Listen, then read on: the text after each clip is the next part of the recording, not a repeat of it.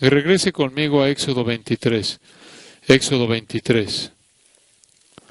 Y estas cosas son realmente obvias de manera clara, así que no necesitamos pasar mucho tiempo. Pero este es el Señor advirtiendo a su pueblo, versículo 31, Éxodo 23, 31. Y fijaré tus límites desde el mar rojo hasta el mar de los filisteos y desde el desierto hasta el Éufrates, porque pondré en tus manos a los moradores de la tierra y tú los echarás de delante de ti. No harás alianza con ellos ni con sus dioses. En tu tierra no habitarán, no sea que te hagan pecar contra mí, sirviendo a sus dioses, porque te será tropiezo. Dios estaba tan preocupado por esto que Él literalmente los usó como un arma para destruir la idolatría, a los idólatras. En Deuteronomio 7 los encuentra, claro, listos para entrar a la tierra prometida. Y al comienzo de ese capítulo, Jehová tu Dios te haya introducido, cuando Jehová tu Dios te haya introducido en la tierra en la cual entrarás para tomarla, y haya echado delante de ti a muchas naciones, y las enumera. Naciones mayores y más poderosas que tú y Jehová tu Dios las haya entregado delante de ti, las hayas derrotado, las destruirás del todo, no harás con ellas alianza, ni tendrás de ellas misericordia, y no emparentarás con ellas, no harás tu hija a su hijo, ni tomarás a su hija para tu hijo, porque desviará tu hijo de en pos de mí, y servirán a dioses ajenos, y el furor de Jehová se encenderá sobre vosotros, y te destruirá pronto. Mas así habéis de hacer con ellos, sus altares destruiréis, y quebraréis sus estatuas, y destruiréis sus imágenes de acera, y quemaréis sus esculturas en el fuego, porque tú eres pueblo santo para Jehová tu Dios. Jehová tu Dios te ha escogido para hacerle un pueblo especial, más que todos los pueblos que están sobre la tierra. Habla de separación. Eso es sorprendente. Separación. Es tan crítico que de hecho le dijo a Israel que fueran sus ejecutores debido a el peligro potencial que era cataclísmico. En Isaías capítulo 30, ay de los hijos rebeldes, declara el Señor, que ejecutan un plan y no el mío, que hacen una alianza pero no con mi espíritu, para añadir pecado a pecado, que se apartan para descender a Egipto, y no han preguntado de mi boca para fortalecerse con la fuerza de Faraón, y poner su esperanza en la sombra de Egipto. Pero la fuerza de Faraón se os cambiará en vergüenza, y el amparo en la sombra de Egipto en confusión. Cuando estén sus príncipes en Zoán y sus embajadores lleguen a Anes, todos se avergonzarán del pueblo que no les aprovecha, ni los socorre, ni les trae provecho, antes les será para vergüenza y aún para oprobio. Honestamente pensé en eso conforme vi a los evangélicos tratando de apoyar estos movimientos que estaban ahí quemando en protestas y quemando cosas. ¿Cómo puede haber evangélicos que apoyaran las protestas? Capítulo 31, hay de los que descienden a Egipto por ayuda y confían en caballos y su esperanza ponen en carros porque son muchos y en jinetes porque son valientes y no miran al Santo de Israel ni buscan a Jehová. Pero Él también es sabio, traerá el mal. Siempre va a haber desastre cuando usted hace una alianza con el reino de las tinieblas. Entonces Israel estaba separado, estaban separados de tantas maneras, dieta, calendario, ropa, incluso al grado de ejecutar al enemigo amenazador. Entonces, el pasado, usted podría decir, el pasado apoya este mandato. No os unáis en yugo desigual con los incrédulos.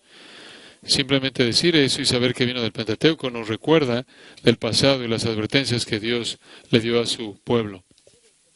Avanzando al presente, quédese en el versículo 14 y continuemos leyendo, porque qué compañerismo tiene, ahora estamos en el presente, qué compañerismo tiene la justicia con la injusticia, y qué comunión la luz con las tinieblas, y qué concordia Cristo con Belial,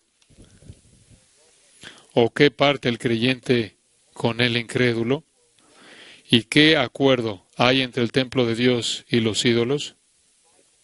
5 comparaciones, todas en tiempo presente, para apoyar su mandato. Esto nos está hablando a nosotros en el presente, en la vida de la iglesia, y vamos a ver el versículo 14 y ver en dónde él comienza. ¿Qué compañerismo tiene la justicia con la injusticia? ¿Qué metoque? Solo se usa aquí, hay una palabra relacionada que se usa en el negocio de Pedro en la pesca. Entonces, es algún tipo de alianza, es una palabra relacionada de la unión del creyente con Cristo, creo que es en Hebreos 5. Entonces, ¿qué alianza, qué asociación tiene la injusticia, lo cual es característico de los incrédulos, como bien lo sabemos? ¿Qué compañerismo tiene la justicia con la injusticia? Digo, la pregunta es evidentemente obvia. No tienen, no pueden tener ninguna. Y pienso en eso a la luz de Primera de Juan, capítulo 3 y versículo 4 en adelante. Todo aquel que comete pecado infringe también la ley, pues el pecado es infracción de la ley. Y sabéis que Él apareció para quitar nuestros pecados, y no hay pecado en Él. Nadie que permanece en Él peca. Alguien que peca no le ha visto ni le ha conocido. Hijitos, no. Nadie os engaña, el que hace justicia es justo como Él es justo. El que practica el pecado es del diablo, porque el diablo peca desde el principio. Para esto apareció el Hijo de Dios, para deshacer las obras del diablo. Nadie que es nacido de Dios practica el pecado, porque la simiente de Dios permanece en él, no puede pecar porque es nacido de Dios. Por esto son manifiestos los hijos de Dios y los hijos del diablo. Todo aquel que no hace justicia no es de Dios, ni el que ama a su hermano. Wow. Si usted no practica la justicia presentada por Dios en su palabra y muestra amor hacia otros, si usted es un aborrecedor y usted es malo y vengativo y es destructivo, es impío, usted es un hijo del diablo. Los hijos de Dios y los hijos del diablo no pueden tener una asociación. Eso tiene que ver con conducta. La siguiente comparación tiene que ver con virtud. ¿Y qué comunión? La luz con las tinieblas. Estamos hablando de naturaleza ahora. Estamos hablando de naturaleza ahora. ¿Qué coinonía? Luz es una metáfora para verdad y tinieblas es una metáfora para mentiras. También podemos decir que la luz es una virtud para la virtud. Las tinieblas es una metáfora para el pecado. Los hijos de luz y los hijos de las tinieblas juntos, cooperando en una causa en común que supuestamente está extendiendo el reino de Dios, imposible. Porque no solo son diferentes en su conducta, sino que son diferentes en su naturaleza esencial. Versículo 15, hay una afirmación contundente. ¿Qué concordia tiene Cristo con Belial? Belial es un nombre antiguo para Satanás, creo que se usa 12 veces en el Antiguo Testamento, básicamente significa impío, que no tiene valor. Es impensable que Satanás fuera buscado por aquellos que le pertenecen a Cristo como aliados para algún propósito. ¡Qué armonía! ¡Qué concordia! Symphonèsis, sinfonía. El Señor quiere que entendamos y Él sigue estableciendo estas 5 afirmaciones una tras otra y después de una la entendamos, pero sigue martillándola. Porque Él quiere que entendamos eso, porque nuestra conducta es diferente, eso es porque nuestra naturaleza es diferente, no tenemos una alianza posible. Y en tercer lugar, con Cristo y Belial, la fuente de nuestro poder es diferente. Tenemos poder del cielo, ellos tienen poder del infierno. Y después él añade al final del versículo 15, ¿qué parte el creyente con el incrédulo? Ahora estás hablando de el medio mediante el cual llegamos a la salvación. Fe. Vivimos por la fe en el Señor Jesucristo. Nuestra confianza está en Él. Nuestra esperanza está en Él. Nuestra confianza está en Él. Los incrédulos no tienen esa confianza, no tienen nada que ver con Cristo, no tienen relación con Cristo en absoluto. Entonces, tenemos conducta diferente porque tenemos una naturaleza diferente, porque tenemos un poder diferente, vivimos por un medio espiritual diferente, vivimos por fe, ellos viven por vista. Y finalmente él dice, resumiéndolo, nuestra identidad es diferente. Versículo 16, ¿y qué acuerdo hay entre el templo de Dios y los ídolos? Porque vosotros sois templo del Dios viviente. ¿Qué estamos haciendo con los ídolos? Creo que podría saber lo que Pablo tenía en mente si usted regresa a Ezequiel capítulo 8.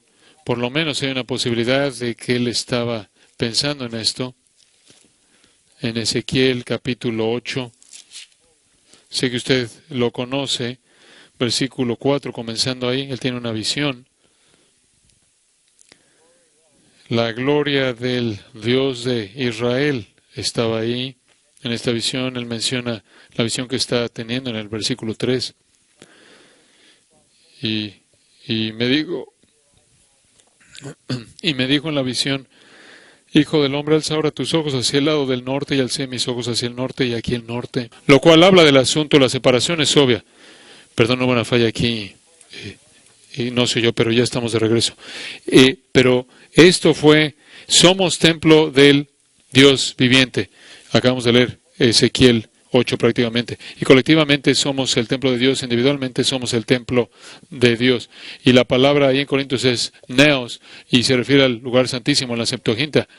Entonces nuestra identidad es el templo de Dios, y el templo de Dios básicamente no debe estar haciendo alianzas con los ídolos, con las tinieblas. Es como la escritura de Samuel en los capítulos 4 y 6, en donde tomaron el arca del pacto y la llevaron con Dagón, el dios, y Dios estaba airado con esto, y usted conoce los horrores que pasaron porque Dios estaba enojado. Todo eso para ayudarle a entender el texto, pero nuestra identidad es como el templo de Dios, y el templo de Dios no es lugar para ningún tipo de invasión de ídolos y de cosas inmundas. Usted tiene que recordar que somos el templo de Dios, la iglesia es el templo de Dios, individualmente y colectivamente. Esto es para recordarnos que esa es nuestra identidad. Hay muchas personas que están hablando de identidad por todos lados. Yo no soy definido por ninguna otra identidad que por este texto, el templo del Dios viviente. Y por cierto, para aquellos de ustedes que se preguntaban, no soy blanco.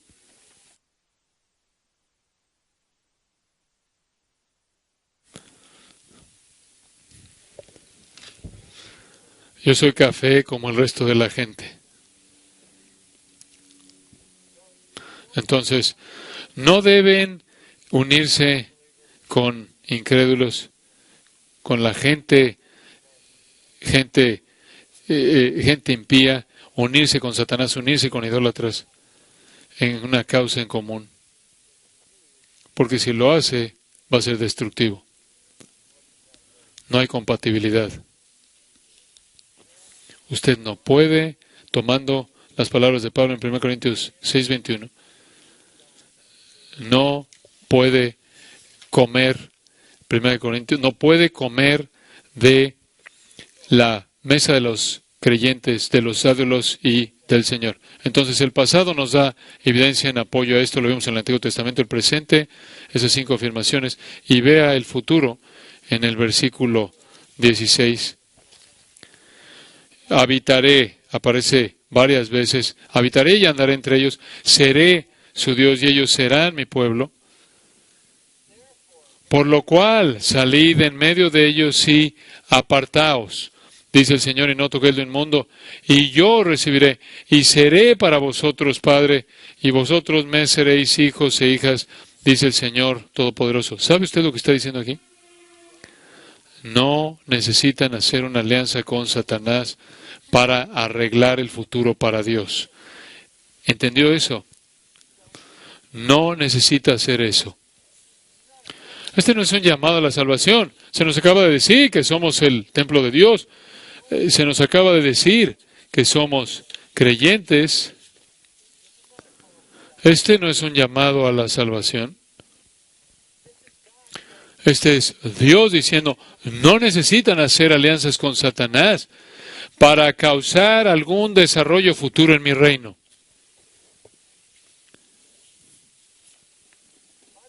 Por cierto, todas estas son promesas, porque eso es lo que el versículo 1 dice.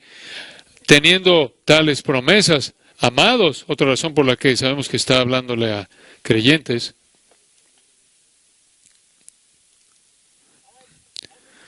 yo estoy a cargo del futuro. Está establecido. Y así termina.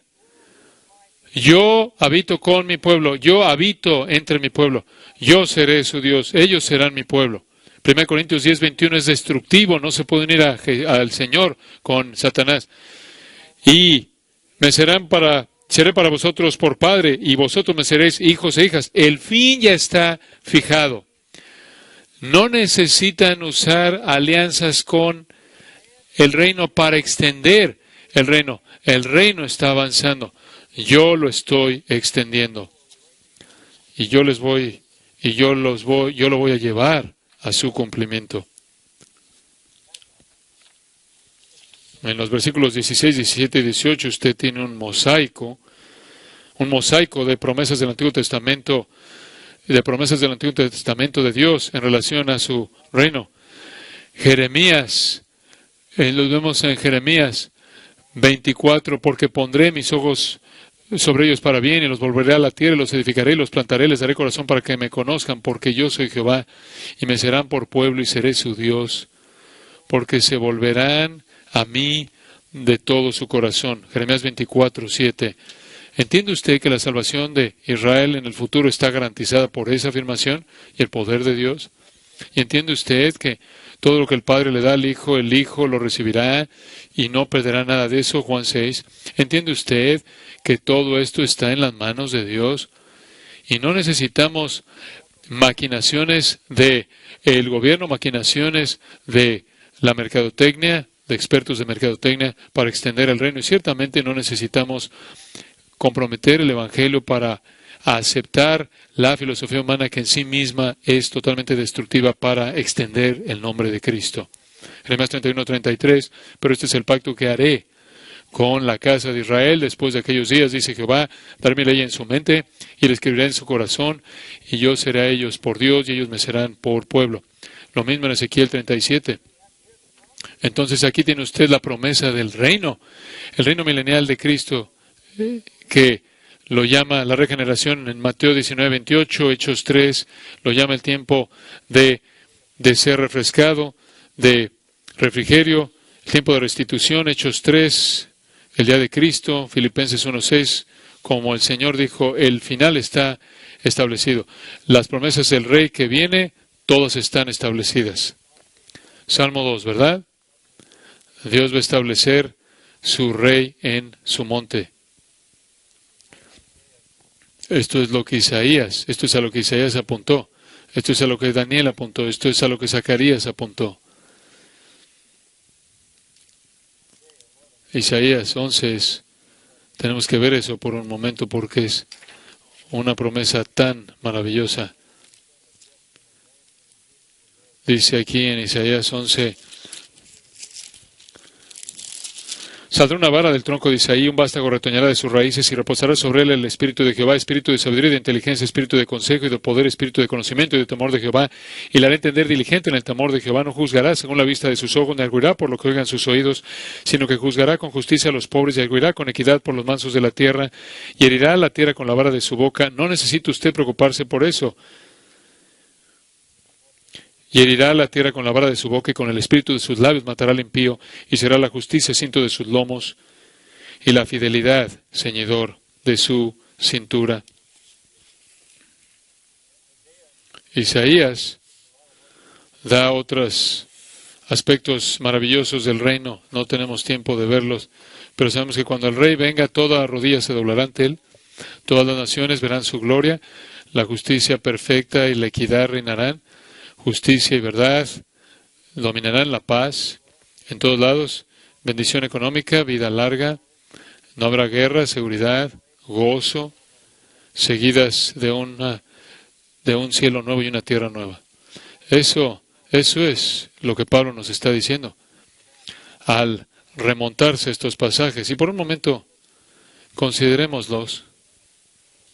En primer lugar, simplemente un comentario a pie de página. He estado oyendo algo de discusión del hecho de que nosotros como evangélicos tenemos un mandato urbano de no sé qué, a redimir a las ciudades. ¿Sabe usted cuál es el mandato urbano? Proclamar juicio. Ese es el mandato urbano.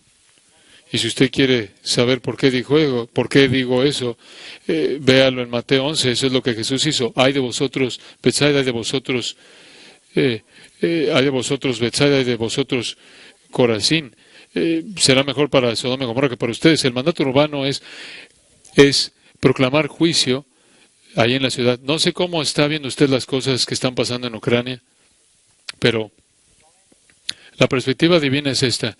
Eso es juicio divino. Eso es juicio divino. ¿Qué más? ¿Qué más? Sobre gente pecaminosa que merece ese juicio.